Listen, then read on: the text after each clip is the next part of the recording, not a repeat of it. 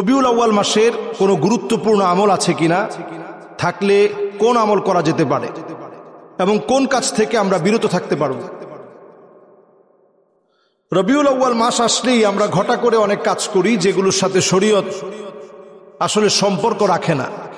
রবিউল আউয়াল আরবি মাসের অত্যন্ত গুরুত্বপূর্ণ মাস। সৈয়দুল মুরসালিন, খাতামুন নবিয়্যিন, ইমামুল মুরসালিন ওয়ান নবিয়্যিন নবী করিম সাল্লাল্লাহু আলাইহি সাল্লাম এই মাসে পৃথিবীতে আসছেন। সোমবারে তিনি পৃথিবীতে জন্মগ্রহণ করেছেন। সোমবারে তিনি পৃথিবীতে জন্মগ্রহণ করেছেন।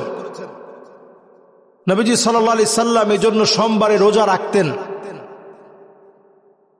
নবীজি সাল্লাল্লাহু আলাইহি সাল্লাম সোমবারকে বিশেষ মর্যাদা দিতেন।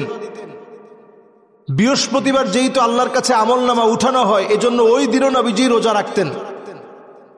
তাহলে রবিউল আউয়াল মাসে আমরা প্রধানতম একটা আমল করতে পারি, এই নবীজি সাল্লাল্লাহু আলাইহি সাল্লামকে যারা ভালোবাসি আমরা এই সময়ে আমল হিসেবে আমরা রোজা রাখতে পারি, রোজা, নফল রোজা। রবিউল আউয়াল মাস আসলেই ঘটা করে বিভিন্ন আয়োজন, এই আয়োজনের চাইতে নবীজি সাল্লাল্লাহু আলাইহি সাল্লামের জীবনী জানা, সোমবারে নফল রোজার প্রতি আগ্রহ বৃদ্ধিকরণ, নবীজি সাল্লাল্লাহু আলাইহি সাল্লামের সুন্নাহ মানার প্রতি আগ্রহ বৃদ্ধিকরণ, এগুলোই আমাদের জন্য নবীজি সাল্লাল্লাহু আলাইহি সাল্লামের রেখে যাওয়া আমল। আর রবিউল আউয়াল মাস আসলো, চলে গেল, আমি শুধু আশিকে রাসূল নিজেকে দাবি করলাম, কিছু হালুয়া রুটি আমি খেলাম, জিলাপি খেলাম, এর মধ্য দিয়ে শেষ করে দিলাম। নবীজির একটা সুন্নাহ আমি আমার আমলে আনার চেষ্টা করি নাই। অথচ সাহাবায়ে কেরাম রিদওয়ানুল্লাহি আলাইহিম আজমাইন শ্রেষ্ঠত্বের কাতারে আল্লাহ তাআলা তাদেরকেও পৌঁছিয়েছেন, কারণ তারা নবীজির সুন্নাহকে আঁকড়ে ধরেছেন।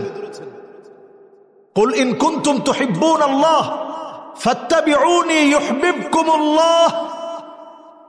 নবীজি সাল্লাল্লাহু আলাইহি সাল্লামের মুহাব্বতের দাবিদার তো তারা, ফাত্তাবিউনি ইউহিব্বুকুমুল্লাহ, যারা নবীজিকে অনুকরণ করবে।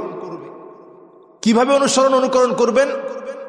মা জানিন নবী সাল্লাল্লাহু আলাইহি সাল্লাম মিন কাউলিন আও ফি'লিন আও তাকরিরিন আও সিফাতিন খিলকিয়াতিন আও খুলুকিয়াহ হাকীকাতান আও হুকমান হাত্তা আল হারাকাত ওয়াস সাকানাত ফিল ইয়াকযাতি ওয়া ফিল মানাম।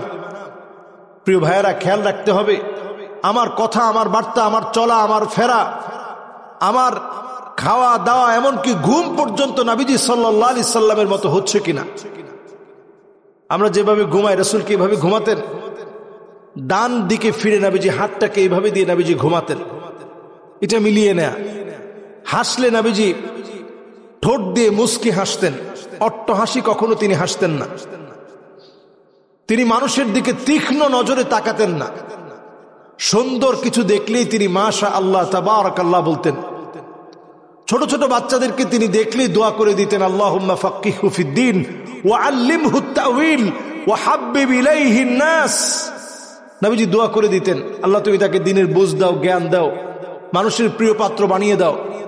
নবীজি সাল্লাল্লাহু আলাইহি সাল্লাম দোয়া করে দিতেন, আল্লাহুম্মা আল্লিমহুল ইলমা ওয়াল হিকমা ওয়াল হিসাব। আল্লাহ তুমি তাকে ইলম দাও, জ্ঞান দাও, হিসাবের জ্ঞান দাও। ওয়াকিহিল আযাব, জাহান্নামের আগুন থেকে আল্লাহ তুমি তাকে মুক্তি দাও। যে নবী সাল্লাল্লাহু আলাইহি সাল্লাম পুরোটা জীবন জুড়ে আমাদেরকে দিয়ে গিয়েছেন, কিছু তিনি নেননি। ক্ষুধার যন্ত্রণায় কষ্ট পেয়েছেন, কষ্ট করেছেন, একদিনও আল্লাহর কাছে বলেনি যে আল্লাহ ক্ষুধার যন্ত্রণা আমি কেন কষ্ট করব।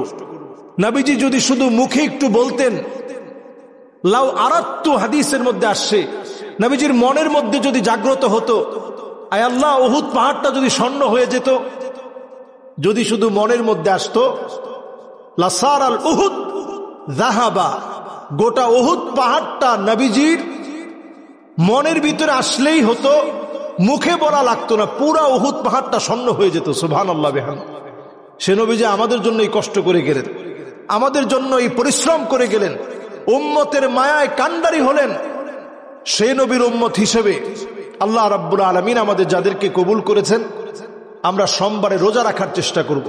এটা শুধু রবিউল আউয়াল না, বরং নবীজি সাল্লাল্লাহু আলাইহি সাল্লামের উম্মতের শ্রেষ্ঠতম আমল হচ্ছে এই রবিউল আউয়াল সহ সোমবারে রোজা রাখা, সোমবারে নফল রোজা রাখা। এটা রবিউল আউয়াল শুধু না, নবী সাল্লাল্লাহু আলাইহি সাল্লামের উম্মতের শ্রেষ্ঠ আমল হচ্ছে সোমবারে রোজা রাখা, বৃহস্পতিবারে পারলে রোজা রাখা। আমরা এই দুইটা আমল ইনশাআল্লাহ এই রবিউল আউয়াল থেকে আমরা শুরু করব।